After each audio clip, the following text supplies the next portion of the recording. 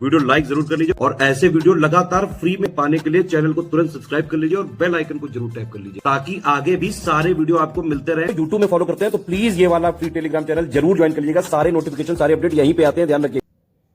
नमस्कार दोस्तों, exam preparation के यूट्यूब चैनल पर मैं प्रियंका एक बार फिर से आप सभी का स्वागत करती हूं। तो जैसा कि हम लोग प्रिपरेशन कर रहे हैं यूपीपीएससी आरओ और इसके साथ साथ यूपी पीसीएस 2024 का प्री एग्ज़ाम होना है।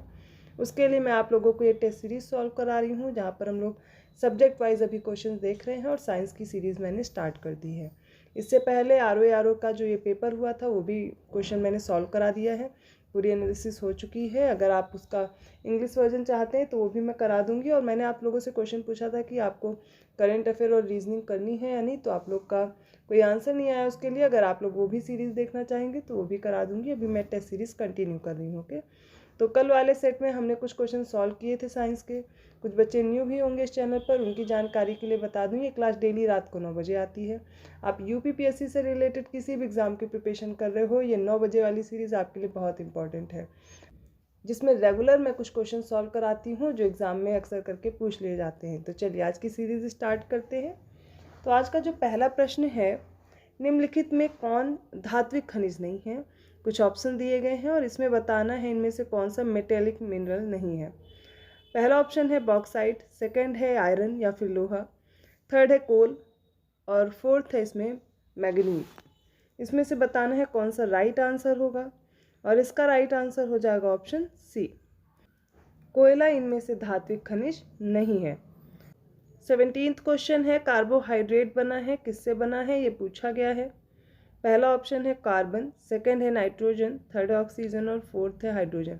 इन सभी को मिला करके कोड पूछे गए हैं और बताना है कार्बोहाइड्रेट किससे मिलकर के बनता है। तो इसका राइट आंसर हो जाएगा ऑप्शन बी। इसमें से देखिए कार्बन होगा, ऑक्सीजन होगा और हाइड्रोजन होगा। कार्बोहाइड्रेट में नाइट्रोजन नहीं होते। ऑप्शन बी राइट होगा। नेक्स्ट क्वेश्चन है, निम्नलिखित कथनों पर विचार कीजिए और उपयुक्त कथनों में से कौन से स्टेटमेंट करेक्ट दिए गए हैं, इनका आंसर बताना है। तो पहला स्टेटमेंट है, लीवर पित्त रस का स्राव करता है, अर्थात लीवर बाइल जूस का सिक्रीशन करता है।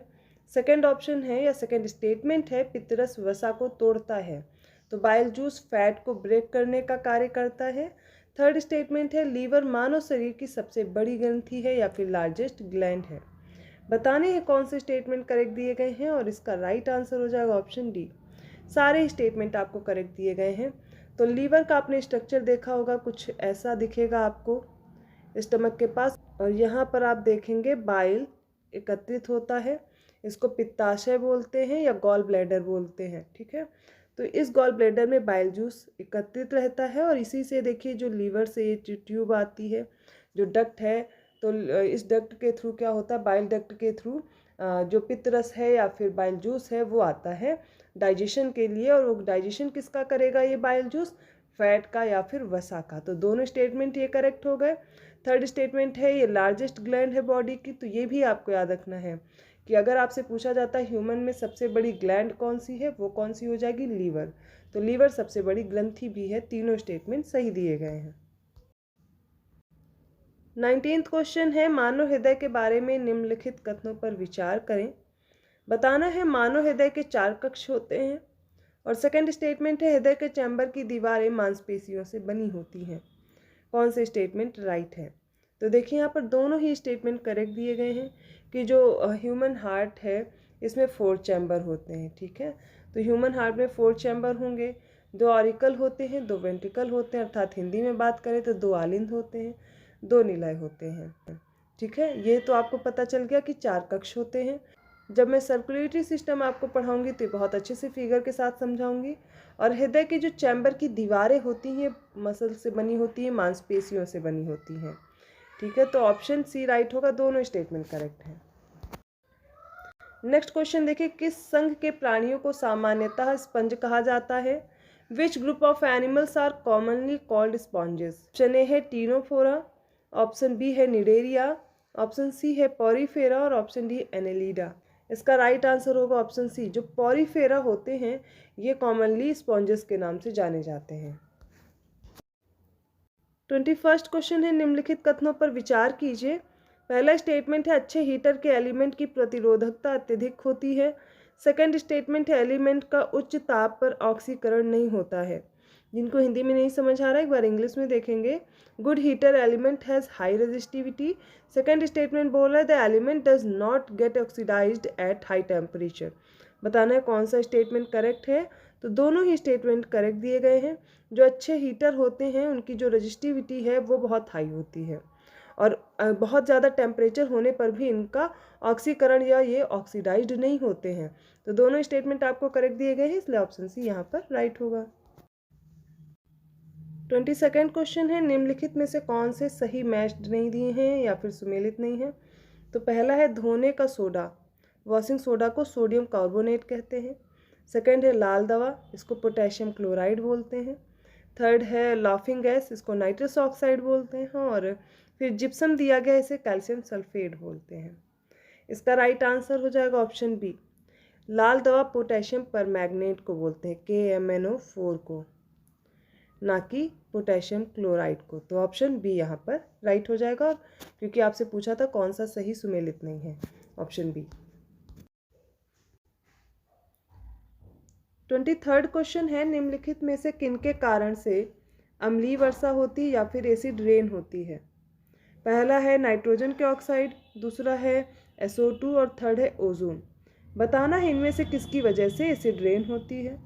और इसका राइट आंसर हो जाएगा ऑप्शन ए, पहला और दूसरा, मतलब नाइट्रोजन के ऑक्साइड और जो ये SO2 हैं ये मिलकर के क्या बना लेते हैं, HNO3 और सल्फर डाइऑक्साइड, और इनकी वजह से ये मतलब बहुत हार्ड एसिड होते हैं और इनकी वजह से एसिड रेन होती है या बारिश में ऐसे अम्ल घुल जाते हैं। तो ऑप्शन ए राइट होगा। 24th क्वेश्चन है मॉर्फिन क्या है पूछा गया है। पहला ऑप्शन है टर्पेंटाइन है, सेकंड ऑप्शन है फ्लेवेनॉइड्स हैं, या फिर ऑप्शन सी है स्टेरॉइड्स, और ऑप्शन डी है एल्केनॉइड्स हैं। इसमें से बताना है कौन सा आंसर राइट होगा, और इसका आंसर राइट हो जाएगा ऑप्शन डी, जो मॉर्फिन होते हैं ये एल्केलॉइड्स होते हैं। 25th क्वेश्चन है पूछा गया ट्राइटियम एक समस्थानिक है या फिर ट्राइटियम किसका आइसोटोप है।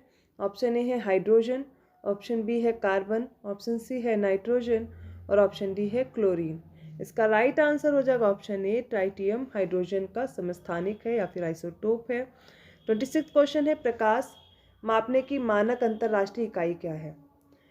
ओम है, केल्विन है, लक्स है या फिर एम्पियर है। इसका राइट आंसर है ऑप्शन सी, लक्स है। 27th क्वेश्चन देखिए ऑक्सीजन की वह मात्रा जो जल में कार्बनिक पदार्थों के जैव रासायनिक अपघटन के लिए आवश्यक होती है उसे क्या कहते हैं। पहला ऑप्शन है रासायनिक ऑक्सीजन मांग COD, या फिर घुलित ऑक्सीजन जो कि डिजॉल्व ऑक्सीजन DO होगी। और थर्ड ऑप्शन है जिसमें जैविक ऑक्सीजन मांग अर्थात बायोलॉजिकल ऑक्सीजन डिमांड है। और फोर्थ ऑप्शन है ऑप्शन डी सर्वाधिक संभाव्य संख्या अर्थात मोस्ट प्रोबेबल नंबर होता है MPN। इसका राइट आंसर हो जाएगा ऑप्शन सी, जो बायोलॉजिकल ऑक्सीजन डिमांड है। यह ऑक्सीजन की वह मात्रा है जो जल में जो कार्बनिक पदार्थ होते हैं इनके जैव रासायनिक अपघटन के लिए आवश्यक होती है। तो ऑप्शन सी राइट होगा। नेक्स्ट क्वेश्चन देखिए कोविड-19 वैक्सीन कोविफेंस एक आधारित है, ये किस पे आधारित है पूछा गया है, इसका प्रिंसिपल पूछा गया है। तो ऑप्शन ए है प्रोटीन आधारित है, ऑप्शन बी RNA DNA आधारित है, ऑप्शन सी है पौधे आधारित है, या फिर ऑप्शन डी है वायरल वेक्टर आधारित है। इसका राइट आंसर हो जाएगा ऑप्शन सी, ये प्लांट बेस्ड वैक्सीन थी कोविफेंस। 29th क्वेश्चन है फॉस्जीन का रासायनिक या केमिकल नेम क्या है। ऑप्शन ए है कार्बोनिल क्लोराइड, ऑप्शन बी है फिनॉल, ऑप्शन सी है कार्बामाइड, और ऑप्शन डी है फेरस सल्फेट। और इसका राइट आंसर है, इसे बोलते हैं कार्बोनिल क्लोराइड। फॉस्जीन इसका केमिकल नेम क्या हो जाएगा, carbonyl chloride, option A right. 30वां प्रश्न है निम्नलिखित में से जो कार्बनिक अम्ल और उनमें उपस्थित प्राकृतिक स्रोत हैं इनकी कौन सी पेयर या कौन सी जोड़ी सही नहीं दी गई है।